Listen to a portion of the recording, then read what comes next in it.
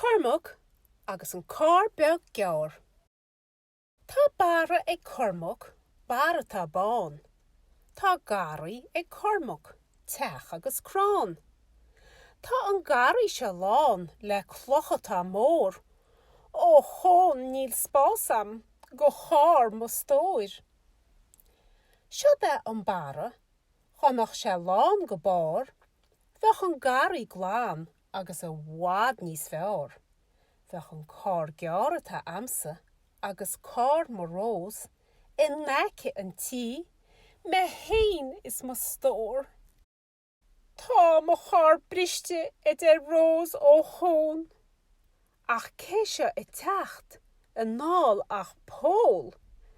Tá Carr fada amsa pól le rós, garantaí agus caranaí agus bara atá mór.